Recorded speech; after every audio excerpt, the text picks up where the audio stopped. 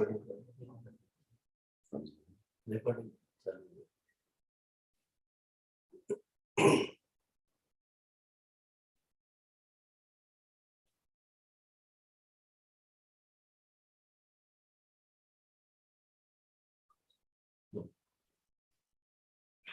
Ram Krishna Hari.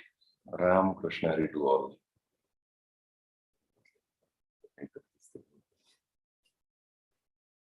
In the last chapter, last session of our lecture, we had come up to chapter 2, shloka 11. In the first chapter, we had seen that how Arjun asked Lord Krishna to get the chariot in between both the military forces, and when he saw his own siblings, his own relatives, everyone around, he had to fight. He got by, and that's why his powers, his all Veer Vritti left him, and then he, as was got caught by Moha, then he started arguing in favor how the war was not justifiable on any count. So he was giving one pretext for the another for the another, and trying to avoid to fight with our own siblings. So up till now, Krishna listened very carefully, very sympathetically. But the moment he realized that now the disease has gone to such an extent that without an operation, the patient cannot survive. So Krishna uses somewhat harsh language. We had seen that that is, give up this impotency and just arise and fight. We had also seen that since Mauli is mother, he, that is she, being in character of Mauli, does not use such harsh language and harsh word like impotent for our own son. And in the commentary on that shloka, Mauli avoided to comment on the word Laidya. So when Lord Krishna avoided to listening carefully to Arjun, then Arjun got bewildered. Why Bhagwan is not listening to me, and why he is avoiding to listen to me? And then Arjun realizes that something is going wrong on my part. Perhaps my argument are not that much justifiable, and that's why Lord Krishna is not listening to me. And hence he gives all his surrenderness to Lord Krishna and asks him what I am supposed to do. And thenceforth, Upadesh of Gita starts. That is Shlok number 11 of chapter 2 of Gita. Bhagwan starts, Ashokcha nanu shochastvam prajnavadangsha bhashase gatasuna gatasunsh nanu shochanti panditaha. You are talking like a wise man, but in fact, what you are talking is all nonsense, is the meaning of this shloka, is the bhavartha of this shloka. Because you are worrying for them who don't deserve your worry, your sympathy, or By one way or the other, they are going to be vanished today or tomorrow. And for such thing or for such people, if you are worried about, it's not at all proper. The logic, the philosophy, the argument which you are giving as on now, not to fight or not to kill our own relatives, is all your legal fallacy. And how that legal fallacy is, now Mauli explains thenceforth.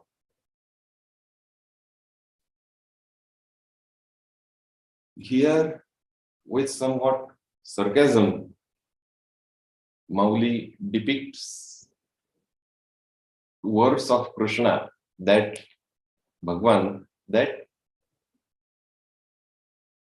do you think that all these Kauravas will survive if you don't kill them? Or do you think that you are the omniscient, omnipotent, that if you want to kill them, then only they are going to die? Otherwise, if you don't kill them, they will be surviving in perpetuity. Is it so? Mauli goes on exaggerating all these things by saying that whether you have become universal power to decide who to die and who to live. No. For that, there is one very good metaphor, that is simile, you may say. We all have seen house lizard, chipkali. Okay. Once that chipkali, that house lizard, had gone up to the ceiling at the roof of that house from inside, and she had clinged to that roof upside down. That is, her abdomen was towards the sky, and she had just lifted, just clinged to that ceiling. Whether that house lizard should think that it is me only that has lifted this house on my hands and legs? No. She is house lizard.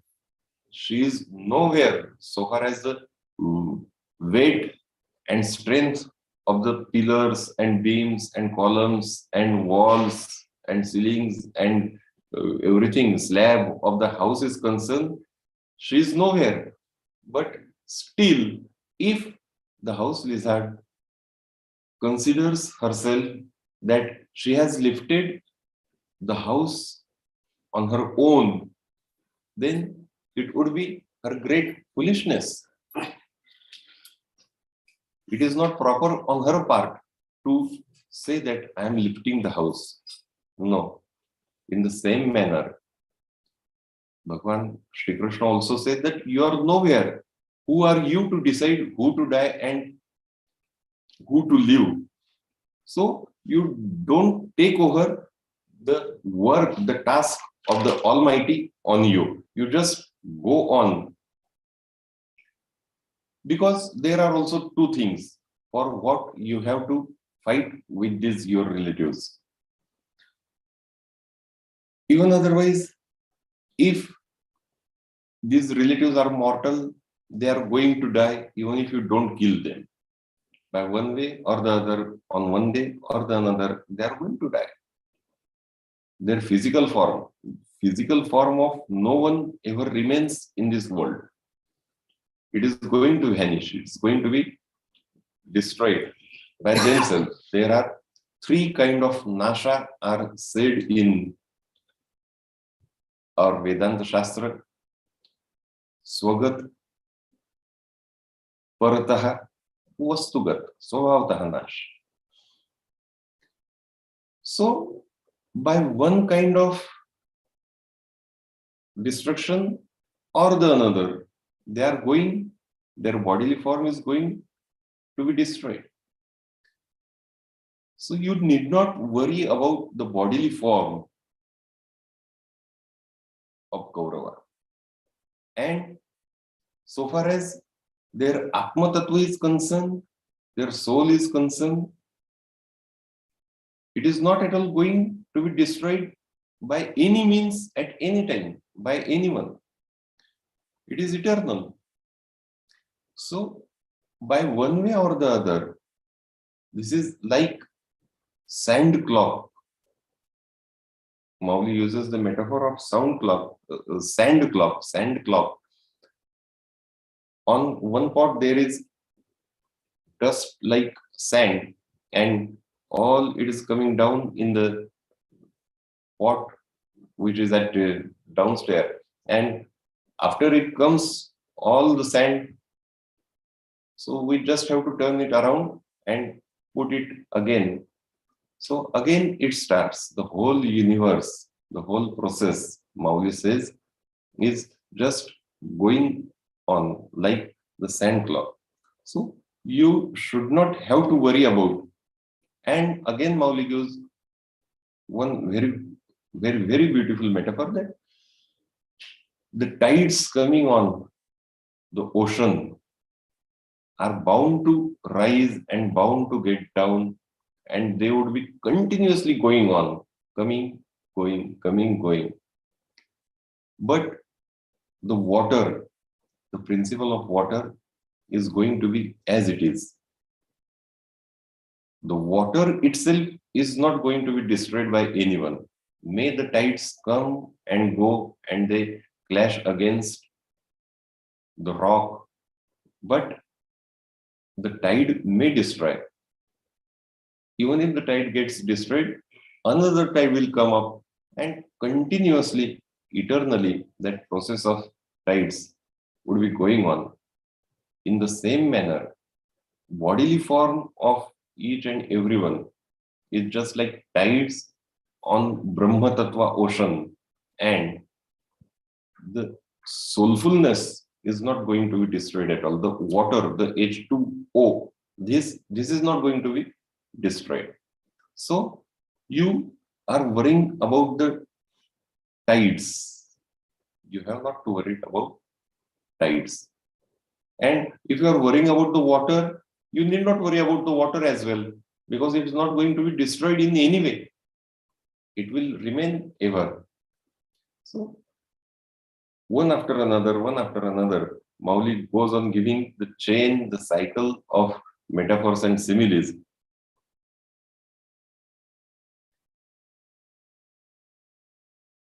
After a child gets birth, after he is born, he is in his childhood, then he attains his youth, then majority, then he comes in middle age,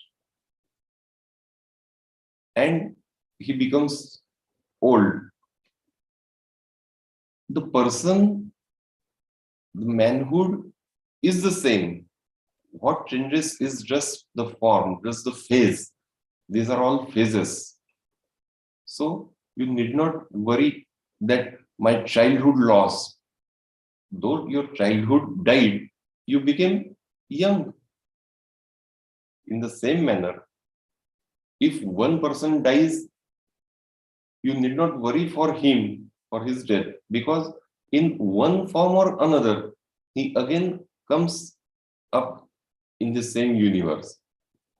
It's another thing that you recognize him or not, it's your problem. But it's not so that you have destroyed that person. No. One after another, Mauli goes on giving all these things. Then comes the Siddhanta that ya upadhi maji gupta, chaitanya se sarvagata, te tatvajna sant svikariti. What the tatvajna, the philosopher, the saint has to accept is that the eternal principle underlying in everything.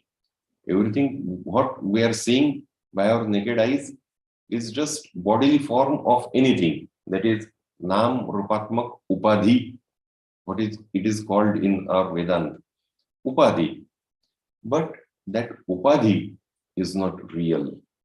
It's not real. What is real, what is eternal, is the Chaitanya, the Atma Tattva, the source of energy, and the energy itself in that form is the eternal. Ya Upadhi Maji Gupta, Chaitanya ase Sarvagata. And that Chaitanya, that energy, that liveliness is everywhere and in everything. You have to have your eyesight on that, which is eternal and which is energy and which is source of energy. It is present everywhere, at every time, in every place, at every place, in everything, everywhere. The form, outer form may change, but that energy, that source of energy, that Chaitanya, never changes. You have to become, you have to acquire that ability to see through anything. हा लोकत्रय करू तो जयाचा विस्तारू तेच नाम वर्ण आकारू चिन्ह नाही. From the origin of the universe, from that supreme origin, when this universe came into existence, at that time, prior to that, there was nothing in bodily form. It just came into existence and it just going on changing its bodily form. What does not change is the energy in it.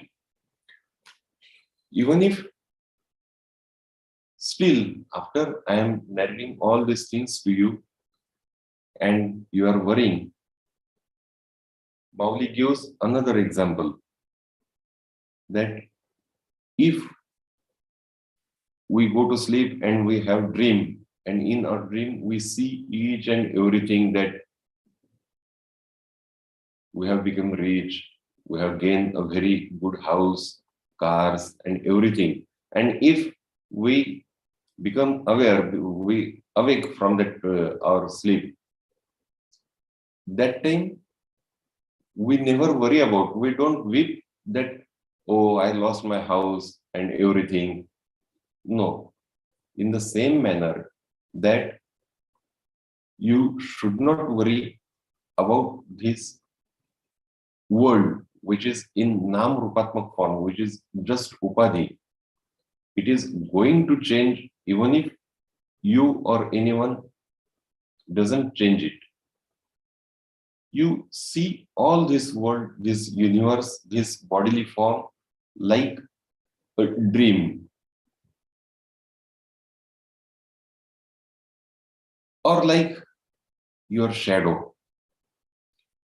No one worries about his shadow, that where that shadow is going, whether that shadow is falling in fire, or if in valley, if we are standing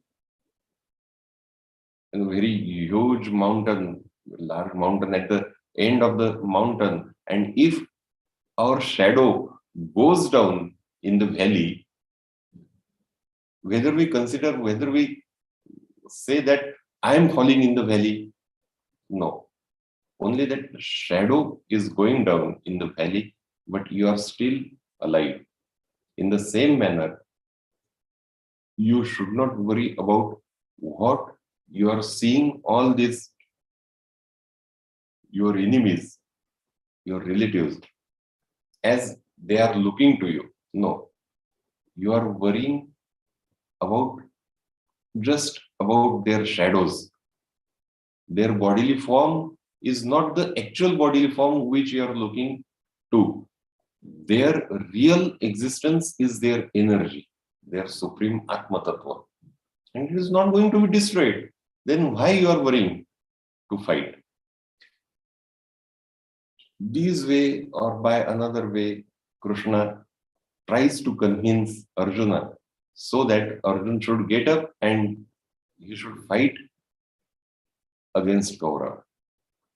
But why then, if all these worldly affairs are like dream, then the question arises that why to fight then?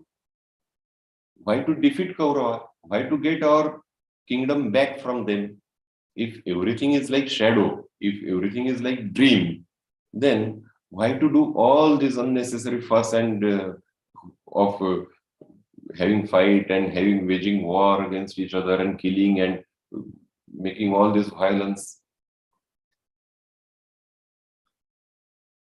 This question seems to be logical, but still Bhagavan Shri Krishna goes on convincing him that if all this thing is dream, then in that way also you need not worry to kill them, because for worldly affairs who don't have their sight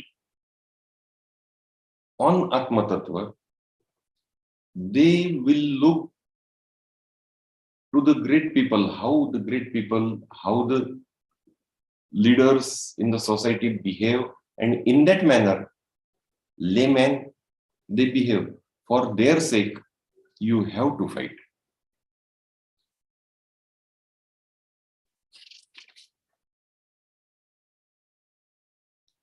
And if you don't fight, then everyone would give up his own kartavya for what he has came on this earth. If he gives it, then no will do his own kartavya, his own karma. So for that sake also, for the sake of laymen, you have to do your karma, and apad dharma, you have to perform this war. If otherwise, if you don't fight for your mercy, for your pity, for your sympathy towards your relatives, and you decide to remove yourself from this war field and go away, what will happen? Do you think Kaurava would let you go? No, certainly not.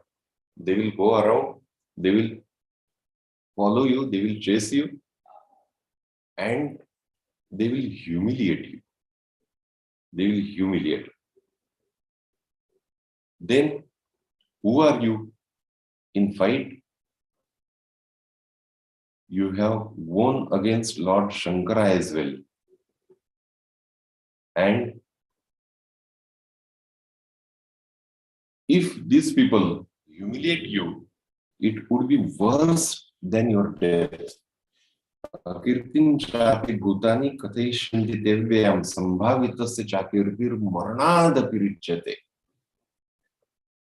Even if you are thinking in this worldly manner, from that point of view also, even if you decide to go away from this war, the Kaurava will not allow you to escape that much easily. They will chase you, they will bring you down, and they will humiliate you in one way or the another. Would it be proper? No. Because Mauli says, Zanateni tavachi jiyave, जव अपकीर्ती अंगा न पावे आणि सांग पाकिवी निघावे येथून या. The person who is noble has to live only till his reputation, good reputation, remains in force. The moment he gains ill repute, it is painful for him, just like death, not less than death.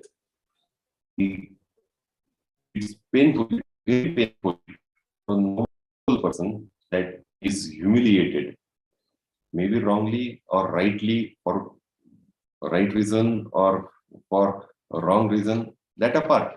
But it's not proper for him to live even after he was humiliated. So in that sense, the Kaurava will say, oh ho, they म्हणतील गेला रे गेला अर्जुन आम्हा बिहाला हा सांगे बोल उरला निका काही. They will say that Arjun got frightened, he was scared of us, and that's why he avoided to fight with us, and still they will bring you down. All the psychological tactics now which there are not in the shlokas of Bhagavad Gita that Mauli goes on mentioning in her commentary, that Bhagwan Shri Krishna then praises Arjuna in such a manner that any hero, any leader in the war field cheers up his soldiers, gives a very energetic speech, and so that to make them ready to fight. What Arjuna has done in past, Shri Krishna reminds it all to Arjuna so that Arjuna becomes ready to fight. Psychological tactics, or one may say psychological warfare, Mauli has explained it in very great manner. In every chapter, without psychology or without very keen and deep knowledge of human behavior or their thought process, their thinking process, one cannot better understand neither Dnyaneshwari nor Bhagavad Gita. So, in that fashion, Mauli says that, or Mauli contemplates what Lord Krishna might have said to Arjuna, in fact, in actual those circumstances which are not composed in shlokas. Mauli goes on commenting on that. And even otherwise, along with that psychological tactics, Lord Krishna, Bhagwan, also had used philosophy as well, the logic as well, because what Arjun was talking about was all logical things. Every question he had raised was all logical. It was very difficult to turn down otherwise. So it had to be cut by logic itself. Logic is such thing which can be cut down by another logic only and nothing else. You cannot cut logic by your emotions. Emotions may defeat logic, that apart, but it does not at all mean that logic is lost to emotions. No, logic can be cut by another logic only. This is the law of logic. So, Mauli gives so many verses, puts so many verses in the mouth of Shri Krishna, which are actually not part of Bhagavad Gita, but still they appear to be so apt that we say that no, Bhagwan Shri Krishna must have uttered all these words for Arjuna. Otherwise, Mauli would not have given it in his commentary. Sankhya Yoga or Sankhya Sthiti, what is called, is all given by Bhagavanta and by Mauli also. You have to fight. Mauli gives logic, Bhagwan gives logic, gives philosophy, everything, and still warns Arjuna that you have to fight with very balanced condition, in all contentment, that is sthita prajna.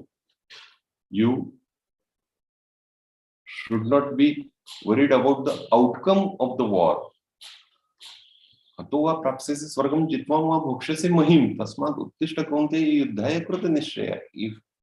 Even if you are defeated, you lose the battle, this war, nothing to worry about. You will gain the kingdom in Swarga.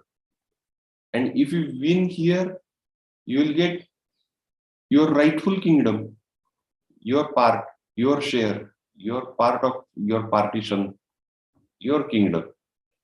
So you have to fight.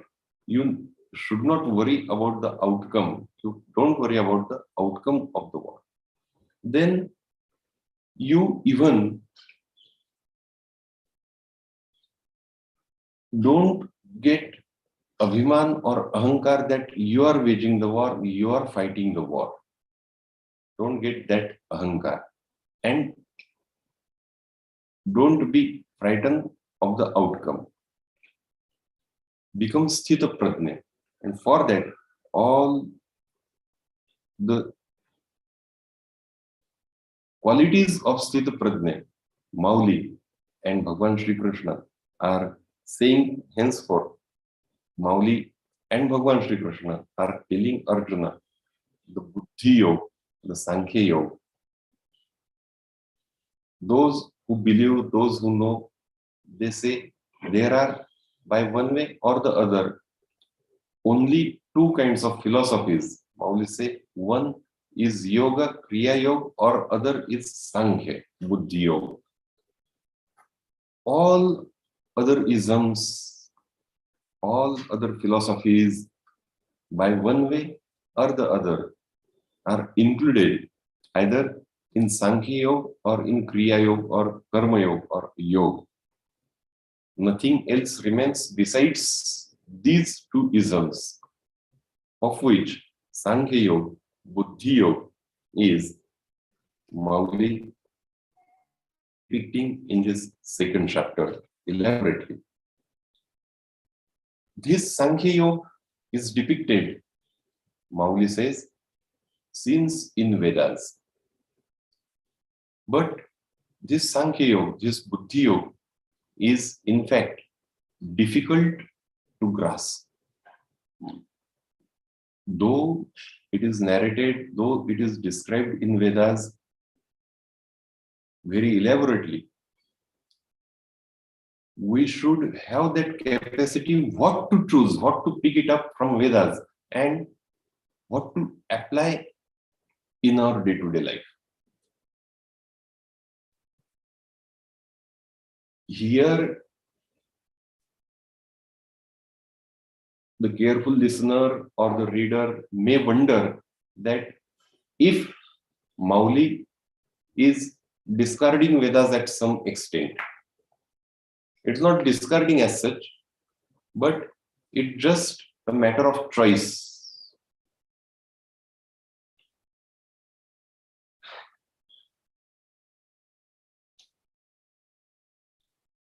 In the medical shop, medicines on every disease is available. What we are supposed to take is only those medicines which are required to us for that disease we are suffering of. Though each and every medicine is available there, we are not supposed to take each and every medicine from that medical shop and swallow it. No. In the same manner, in Vedas, in Upanishads, there is everything, Mauli says. But it is not so that everything is for everyone. We must have the capacity to choose, we must have the capacity to differ, differentiate, make difference, and get what is right at this moment for us. For that, again,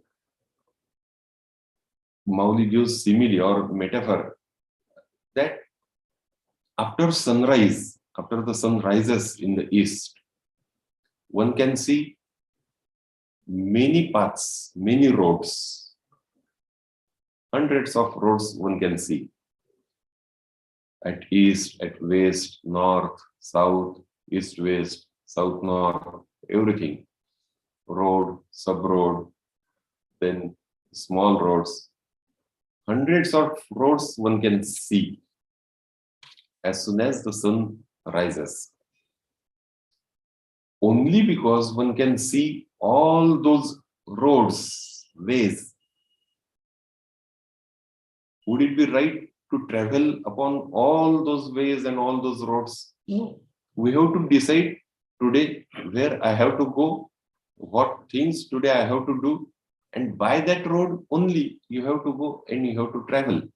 उदयजताची गहस्ती अशेषही मार्ग दिसती तरी तेथुलेही काय चालीचा ते सांगे मज. After the sunrise, if each and every road is visible, only because that road is there, we are not supposed to walk upon. In rainy season, water is everywhere on earth. In ponds, in tanks, in pools, in rivers, everywhere. Everywhere the water is available. It does not mean that we have to drink from everywhere and every single drop of that water. No. We have to take in our pot or handful water and drink it just to satisfy our own thirst and not more than that. We don't even require more than that. In the same manner, there is everything in Sankhya Yoga, there is everything in Buddhi Yoga, there is everything in philosophy, there is everything in Bhagavad Gita, everything in Dnyaneshwari, Tukaram Gatha, in any Sant Vangmay, there is everything. But it does not at all mean that everything is available for everyone. Each one can improve his capacity, that apart. He can improve his adhikar, that is apart.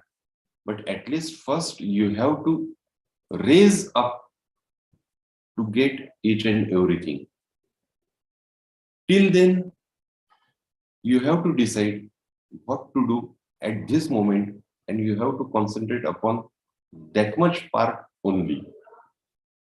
What is the requirement of this moment? What is the requirement of this time? This rational, this reason, this vivek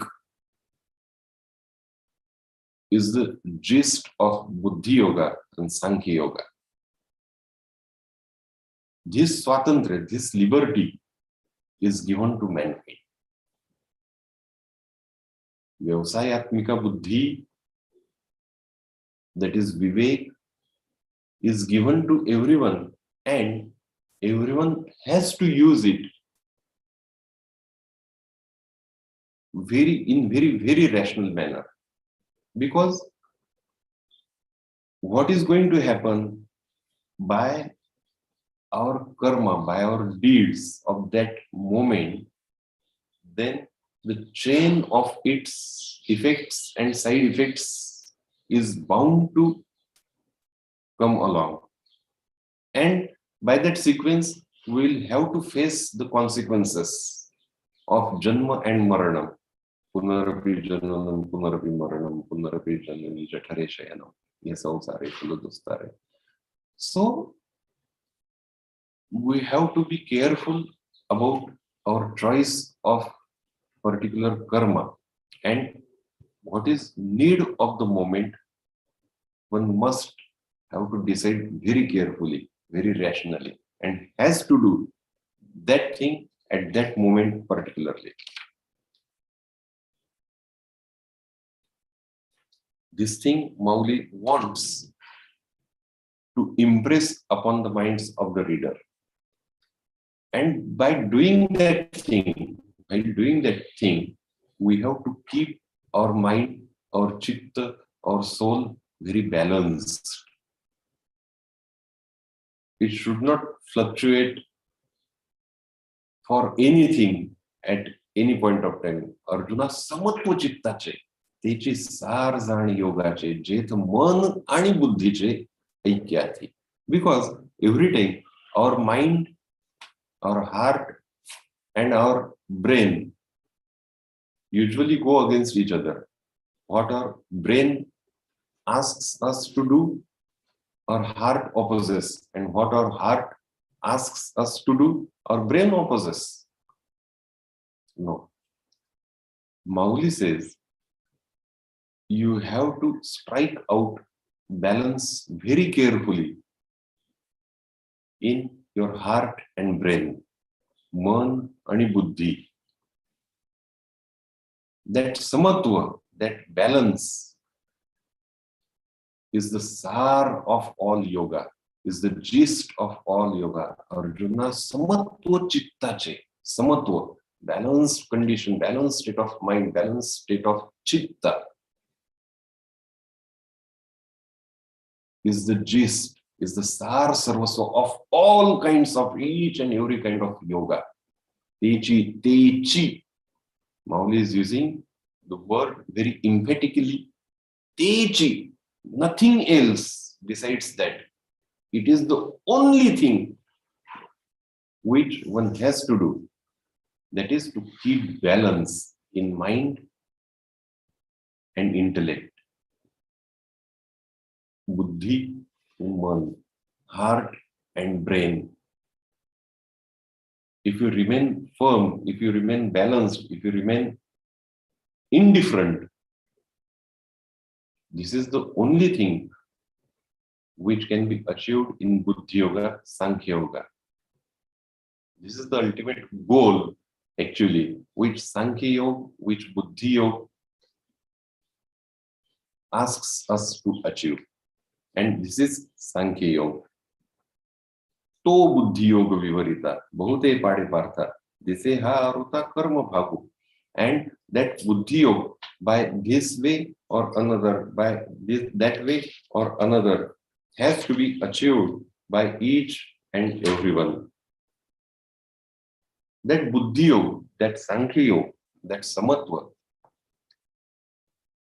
how much important is that in chapter 2 of Bhagavad Gita, since after Shlok Kramanka 64,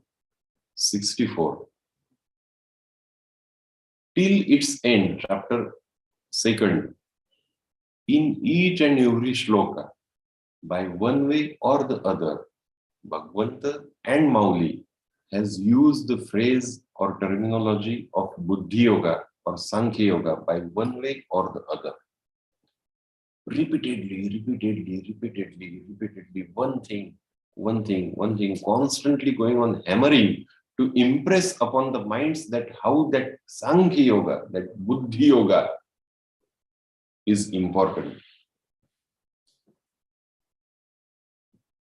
Even if that Buddhi Yoga, that Sankhya Yoga, that Vyavasayatmika Buddhi, that Vivek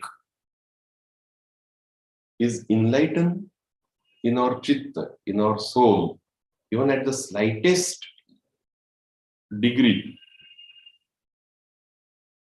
it just lightens up all our life and all our actions and all our thoughts. It is there. It is there in the heart and mind of each and everyone, no doubt. But it is covered by avarana dosha.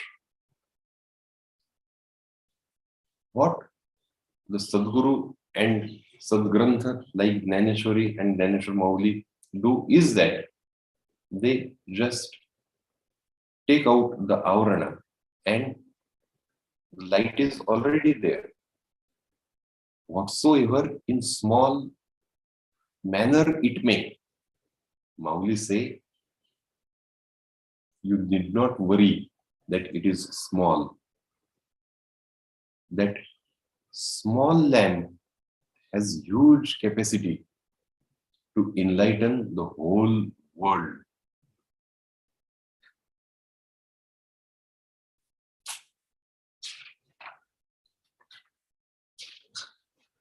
There is one instance in mythology that in Santa Sahitya and in other things, it comes that there was one village, small village, and all it was covered with a rampant, that is fortification.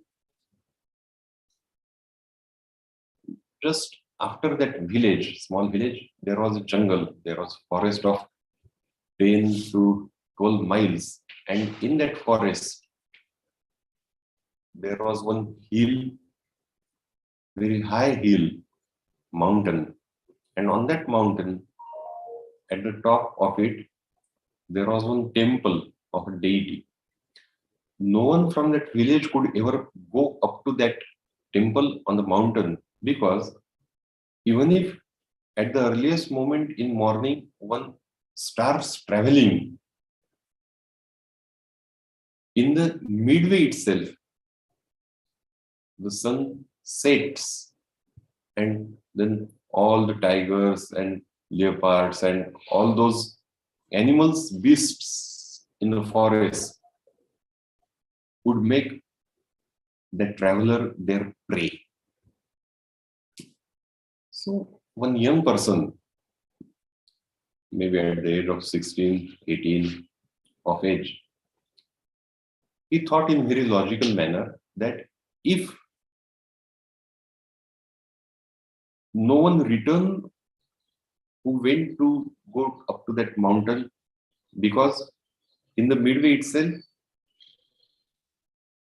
sunsets and all the beasts in the jungle, in the forest, make him pray. What if I starts in the midnight? Because immediately after the village, there is no possibility of wild beasts coming around, because there are some agricultural lands, there is some bushy forests. That forest is not that much thick near the village, buffer zone, you may say. So if I start in the midnight, at midnight, and decide to travel up to the mountain, up to sunrise, I may travel as good as near about half of the path in the jungle. And then half of the path, the remaining half of the path can be covered before the sun sets. So what I have to do is that I have to travel from midnight to sunrise, and then sunrise up to sunset, I will be at the top of the mountain in the temple of that deity. His thinking was logical. To have support of some light, he just picked up one lantern in his hand, kandil, lantern. And seeing his youthful zeal and zest, all the villagers came along with him up to the fortification of that village to give him a farewell, to say him goodbye. The moment that young man lifted his leg towards the jungle, he just caught with some frightenedness. He just frightened. He thought that the lantern in my hand is giving light up to 10, 12 feet only, not more than that. The light of my lantern is not going beyond 10, 12 feet. And this huge forest is spread over 10, 12 miles. Is it possible to cross this huge forest, deep and dark forest, with this tiny lantern, which is giving light just for 10 to 12 feet only? He wondered. And he frightened at some extent. His feet were just in the air. He could not even put it on the earth. That moment itself, he saw one Sadhu Baba, one Mahatma, one age-old son going by the same road towards the jungle, towards the mountain, towards the temple on that mountain. That old Sant was going by, passing by the road after the village. This young man wondered. He just ran to him and stopped that old Sadhu Baba and asked, Maharaj, where are you going? Maharaj said, I am going to the temple on that, at the top of the mountain. and there was only one hand lamp, clay lamp, on the hand of that sadhu sant, old man. Only a handful lamp, clay lamp. This young man wondered, Maharaj, I am having a lantern quite big than your clay lamp in my hand. Still, I am worried and thinking that this light of my lantern would not be enough. It will not help me cross the jungle, pass through the jungle, because it is giving light only just for 10 to 12 feet. And the jungle is spread over 10 to 12 miles. And you are carrying only small lamp, clay lamp. Are you not afraid? Are you not worried?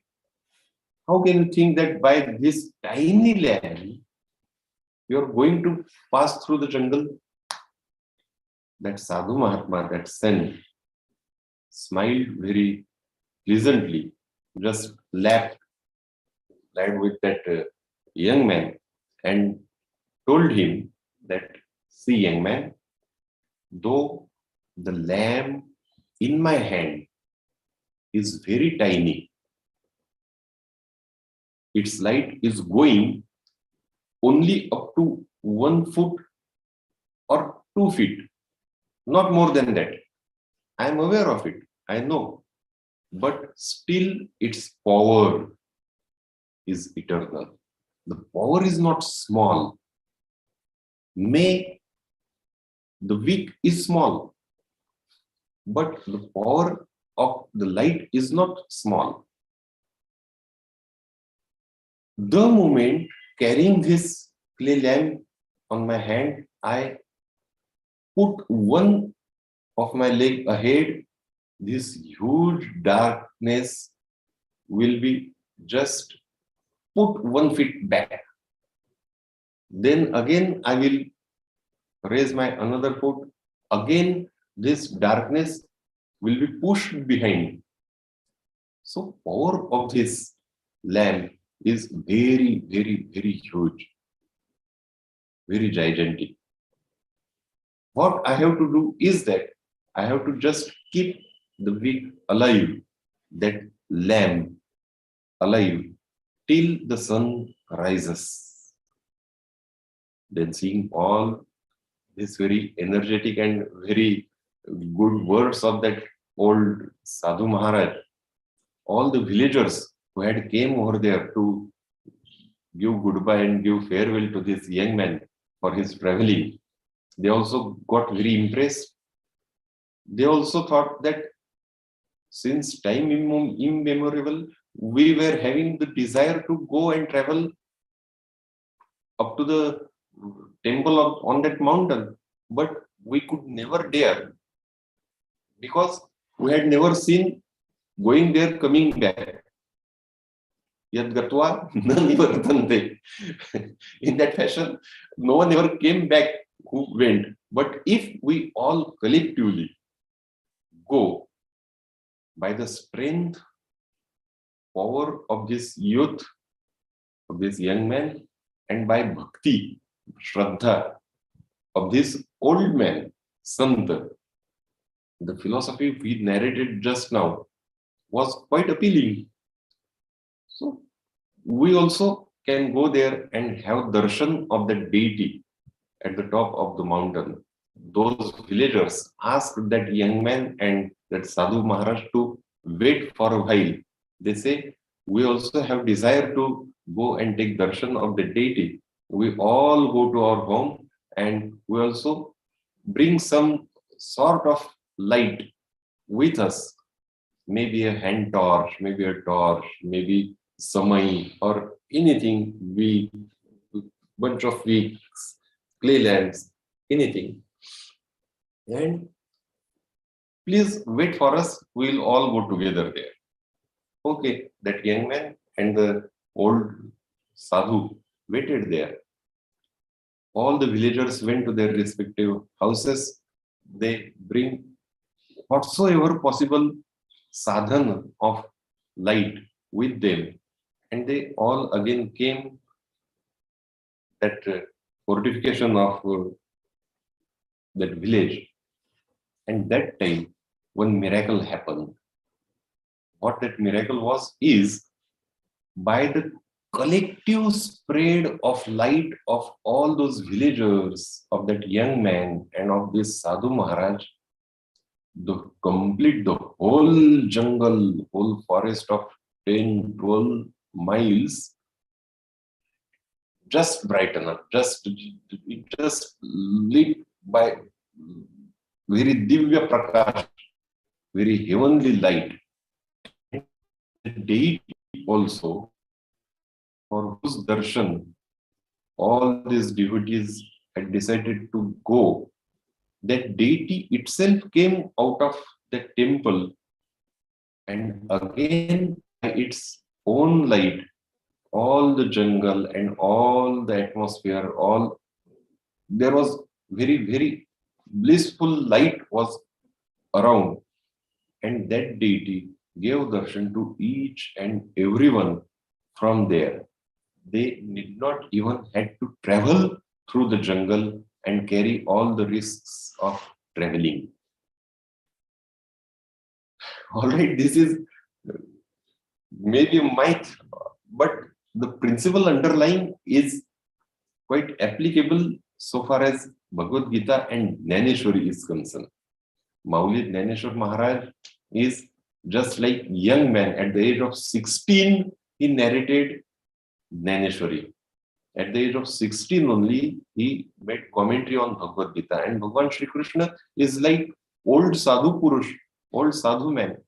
And we all are like those villagers who always wanted to go up to the top of mountain of Atma Sakshatkara, Brahma Sakshatkara, Bhagavad Darshan, but could never travel. And during our traveling, our sadhana path, all our shadripus, the wild beasts, they just ate up till now.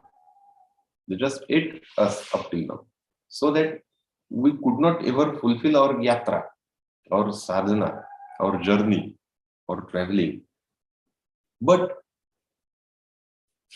with help of Mauli Jnaneshwar Maharaj, the young man, and Bhagwan Shri Krishna, the old sadhu, we certainly, every one of us could reach, could attain, can attain that ultimate end of Atma Sakshatkar or Brahma Sakshatkar.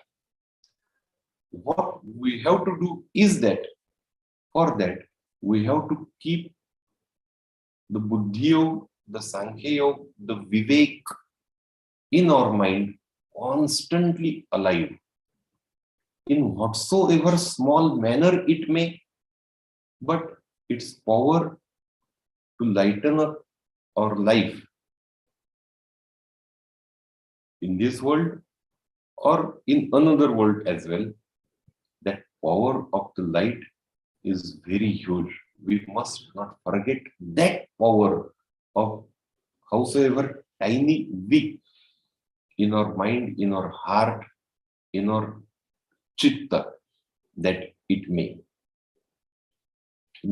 For that, to impress it constantly on our minds, Buddhi Yoga, Sankhya Yoga is repeatedly and constantly used from slok number 64 to 72, and in every almost verse of, in commentary on every shloka, Mauli has used one way or the other Buddhi Yoga. Buddhi Yoga. Please keep it alive. Never let it go down. Never let it extinguish by in depression or frustration or anything like that, anything negative feelings. You just keep that big, that jyot of viveka alive in whatsoever manner.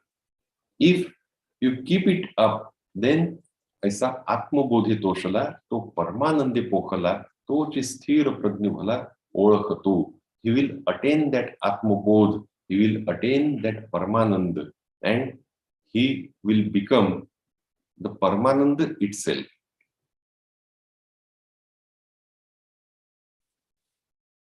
On this note, here, second chapter of Bhagavad Gita ends, and then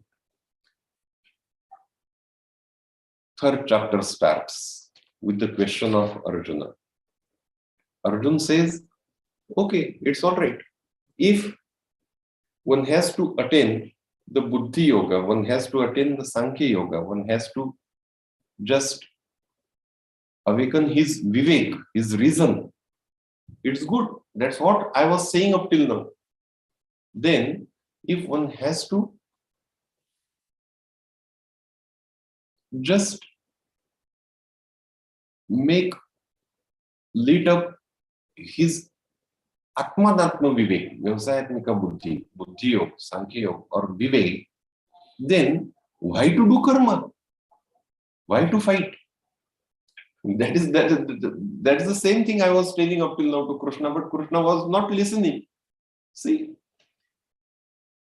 this whole conversation, this dialogue of Bhagavan Shri Krishna and Arjuna, Mauli has taken it on such psychological level, and that human behavior, the behavioral pattern of every human being can be get through these dialogues. It is not at all so that Arjuna was impressed by Buddhi Yoga or by Jnana Yoga or by Sankhya Yoga. That's why he was choosing Sankhya Yoga, Buddhi Yoga purposefully. It's not so. No, his inclination was not towards Buddhi Yoga or Sankhya Yoga. His inclination was to run away from his karma. And that's why he found the Sankhya Yoga attractive. It was not so that he was from inside convinced about the Jnana Yoga, the supreme power, the Sankhya Yoga. No, had it been so, if Arjuna was choosing Sankhya Yoga by heart, it's my belief that Shri Krishna would be the first person to support Arjuna. Okay, all right, don't fight. Give up the karma and pick up Sankhya Yoga, pick up Buddhi Yoga, pick up Jnana Yoga, and get contented yourself. Though Bhagavan Shri Krishna heavily arguing in favor of Sankhya Yoga, Buddhi Yoga, and Arjuna also picking up Sankhya Yoga, Buddhi Yoga, still, despite that, Bhagavan Shri Krishna don't allow Arjuna to pick up Sankhya Yoga or Buddhi Yoga, because Arjuna was not picking Sankhya Yoga up or Buddhi Yoga because he had understood it in whole perspective. No, he wanted to run away from the karma, from niyat karma, from karma karma. He never wanted to fight the war, to wage the war.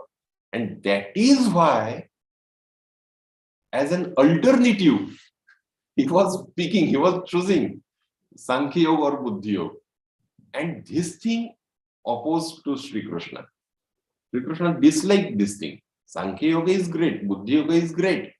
But when only then you choose it by heart, not as an excuse to avoid your karma. Okay. So this thing happens to you and me, everyone in our day-to-day life. What we decide to do, we just go on picking up rationals and justifications for our doing. It is not so that the just and rational thing we do always. No.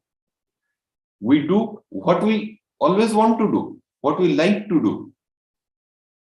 Are you getting my point? We do what we like to do, what we want to do, and to underline that, to underscore that, to justify that, we then get rationals.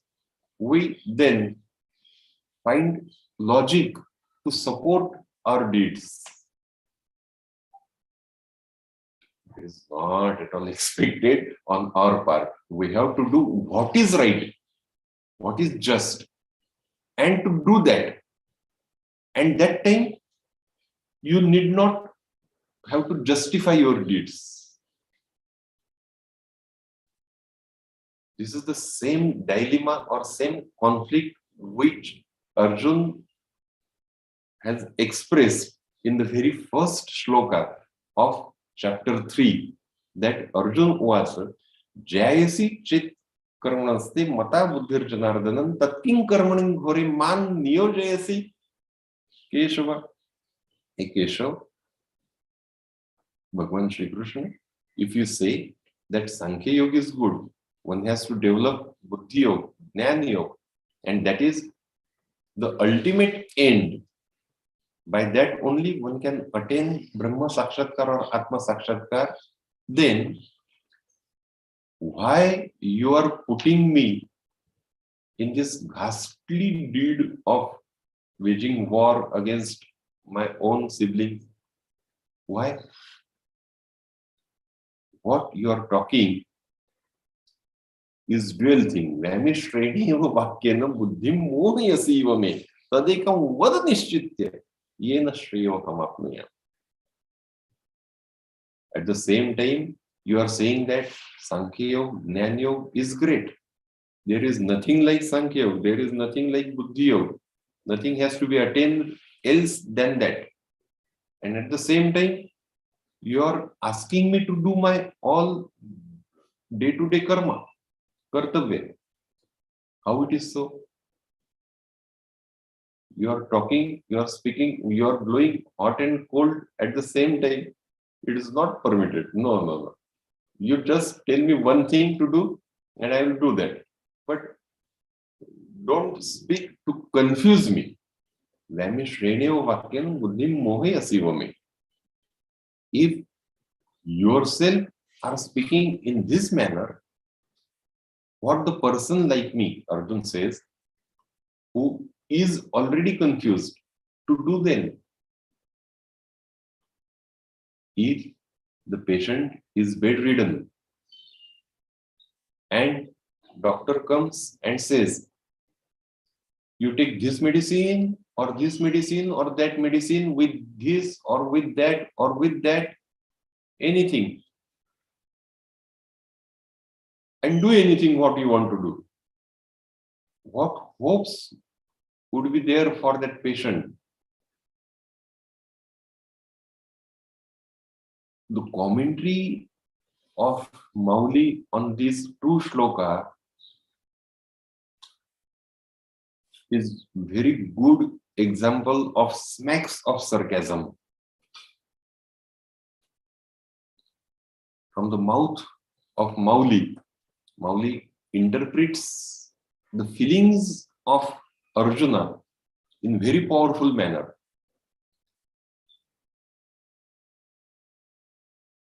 Bhagwan Shri Krishna has first stated the thesis. On that, Arjuna has stated antithesis. Bhagwan Shri Krishna has stated that you have to rise above worldly feelings and have to develop Sankhya Yoga, Buddhi Yoga. On that, Arjuna puts antithesis that if it is so, then I need not do my karma of waging war. So this dilemma, this conflict of opinions is very nicely and in very sarcastic manner from the mouth of Arjuna. Mauli goes on commenting. If you are talking in this manner, you are just doing tricks like that doctor on the patient. He who is not giving any proper medicine and leaving up to the patient to pick up any medicine of your choice, have it in any manner, with anything, how much doses you want, you decide what to do. Are I am already confused, not knowing what to do. And if you are talking in this manner, no. Arjuna, this is not done. Bhagavanta, this is not done. You speak specific, be specific, be to the point, and narrate what is to be done and what not. And even though, see, this is the beauty of Bhagavad Gita and of Arjuna also, though he becomes angry towards Krishna, still he has full faith in Bhagwan, that, and he knows from the deep bottom of his heart, Arjuna is aware that this is the man who has solution of all my problems. He can tell me what to do and what not to do. Everything he knows. To my every question, he has solution. And if he is playing tricks with me, he might be testing me. So I have to stand to his testing and keep on asking, what is my hit? What is my kalyan? What is good for me? What I have to do? And if these things are not to be asked to Bhagavan Shri Krishna, then to whom it are to be asked in this world? Who else would be then competent to answer all my queries? Mauli gives examples after examples, chain of examples, similes and metaphors. For that, Bhagwan Shri Krishna, Deva तुझा ईसा निज गुरु आणि आजी अर्तिधणी का न करू एक भीड कवनाची धरू तू my आमुची. If very small child gets hungry and he wants milk, breast milk of his mother, her breast milk is the only option for that crying child, nothing else. In the same manner, you are our mother. Mauli has used this simile and metaphor everywhere in Jnaneshwari in very different contexts. Because Mauli is Mauli itself. Mauli means mother in Marathi or in Sanskrit as well. So, this is very good that you have to give specific answer to me. You are like Chintamani, you are like Kamdhinu, you are like Kalpataru, you are like my mother. And you have all solutions to all my questions. And if you say that for this time, it is not proper time to give all the answers to your questions, because we have to wage war. We have to fight against each other. No. Shri Krishna, don't tell me like things. Because मातेची जैसे मातेच्या ठाई अपत्या अनवसरू नाही स्तन्या लागुनी पाहिजिया परी.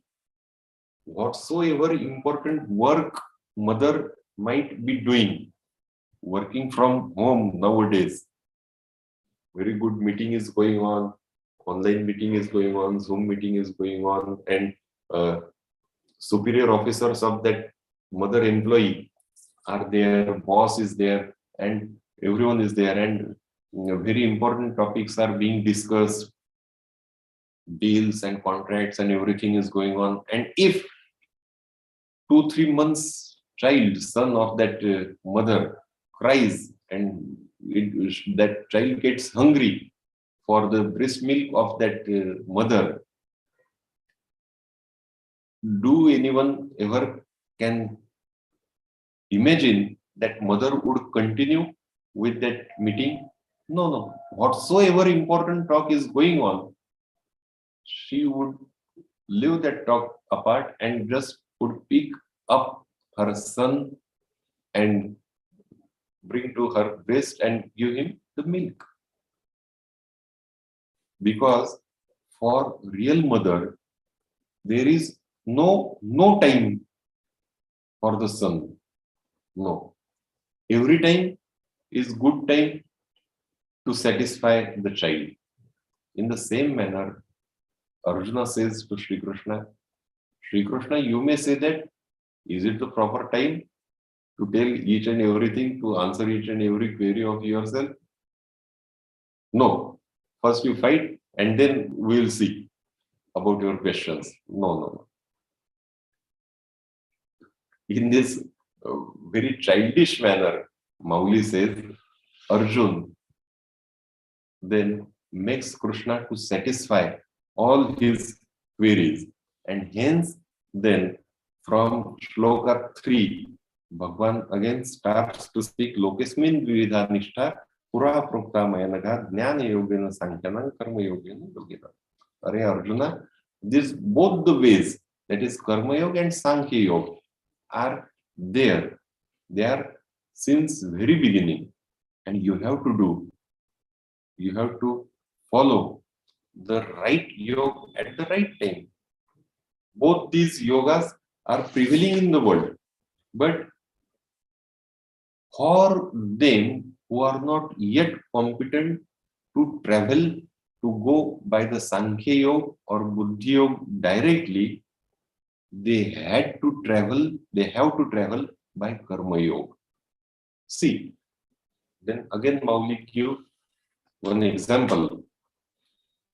On a tree, if there is a fruit, say mango, parrot, any bird also like that mango, and man also like that mango. Both, they want to eat that mango. What the parrot or the bird will do is that from one tree to another, he would just go on flying in the air and directly go up to the fruit and will eat it. Okay. Because he has the capacity of flying, he has wings. But is it possible for man, a passerby? No. Even if he sees very good mango on tree, man has to go on walking 1 foot by 1 foot by 1 foot by 1 foot, feet by one, is walk, go up to the tree, climb on the tree, go on that branch, go near the sub branch, then take that mango and then have it. The parrot bird is like Sankhya Yoga. The way of that parrot is like Sankhya Yoga, that Buddhi Yoga. Directly, he can go, travel, fly, and pick that fruit and have it. But so far as layman is concerned, everyone does not have that much capacity to fly. He has to travel on his legs, on his feet. And what those legs are? It is Karma Yoga. Unless you do your duty first, unless you do your Niyat Kartavya first, you would not be able to reach up to the fruit of Atma Sakshatkar or Brahma Sakshatkar or that ultimate goal. Because by Karma Yoga only, Chitta Shuddhi is possible. And without Chitta Shuddhi, Jnana Yoga is not possible. Dhyan Yoga is not possible. Atma Sakshatkar or Brahma Sakshatkar is not possible. Brahma Sakshatkar, even Brahma Sakshatkar and Atma Sakshatkar is there in everyone, is already in existence in everyone's heart. But still no one can feel it. Why? Because we don't have that Chitta Shuddhi, purity of mind, purity of our Chitta. Doing Karma Yoga in proper perspective is the one and the only way to do Chitta Shuddhi. And that's why Karma Yoga is depicted in this third chapter. No one can give up this Karma Yoga.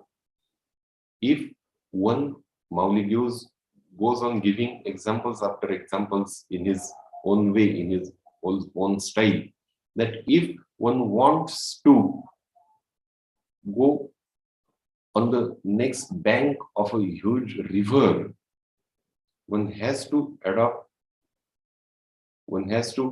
go in a boat. One cannot travel on his own. He cannot walk on the water. Neither he can go on swimming, because there are huge dangers. But if one climbs upon a ship, and that ship takes him very easily to the other side of the river, in the same way, you have to travel by Karma Yoga to pass through this Maya Nadi, or the river of this worldly thing. And no one can give up this Karma Yoga till he has this Jiva Dasha. Nahi kashit kshanamapi jatu tishtante karma krut karyate yavashah karma sarva prakriti jair gunai. As long as the Jiva is taken over by Prakriti, he cannot go beyond the Prakriti, the rules of Prakriti, and he has to follow those. If one is tied, his hands and legs of one person are tied, and he is just dumped in the dicky, or what you say, on the back seat of any car or any vehicle. And if that person says, whose hands and legs are tied, mouth is closed, and he says that, no, I will not travel, I will not go. No, his all saying is useless, because the choice is not yours. You have to go, you have to travel the way the driver is driving the car or that vehicle. You don't have the choice. Your hands and legs are tied. In the same manner, Mauli says, once you have come to Jiva Dasha and you are taken over by Prakriti, you have no choice but to do karma, your niyat karma. By another way also, the doing karma is necessary, Mauli says. From self perspective, from self point of view, for Chitta Shuddhi, it is required. From another point of view, it is required just to set examples for laymen. Even if one attains Chitta Shuddhi, and by that he attains Brahma Jnana, Brahma Sakshatkar, still Mauli says, and all Sant says, that he should not give up karma. Why? Because the laymen look upon the leaders in the society, they follow them. एक वडील जे जे करीती तया नाम धर्म ठेवीती तेची येर अनुष्ठिती सामान्य सकळ. The leaders in the society are the torch bearer, and the laymen follow them. So even if after Brahma Sakshatkar he is not supposed to do any karma, or no karma remains for him to do, still he has to perform all the karmas properly, in all proper manner, only because other who are following him may not get diverted from the right path. If he behaves in swair manner, without any obligations, without following, without caring for any rules, then the persons, the laymen following him, they also behave randomly without following any rules and regulations. And this will distract, this will divert them, and they will never gain their destination. That's why, in that perspective, also for Lok Sangraha, also, Sant has to do karma, or the person who has attained Brahma Sakshatkara Jnana has to do all his karma. What will happen if one do all this karma? This soul would become just like Kamdhenu for you, and whatsoever you will decide, it will fulfill. You will desire, it will give to you. That's the power of Swadharma. And if you give up your Swadharma, your Niyat Karma, then nothing will remain to you and you could achieve nothing. Swadharma Jai Sande Tat Kshani Maran Mande. Swadharma Teni Pade Visamoday Jai se Janachara Jal Sande Tai Chikshani Taya Maran Mande. If living creatures in water give up the water, the next moment they would die. In the same manner, Mauli say, one should not live up his own karma, own satkarma. And after that, attaining Brahma Sakshatkar, also, as long as you are in the boundaries of this Panch Bhautik Deha, this bodily form, you have to follow all these rules of Prakriti and of society as well. That's why, and that's how this third chapter Mauli ends, and we have also, our time is also up, and in the next session we will start by chapter 4 of Gita and Dnyaneshwari. Ramakrishna.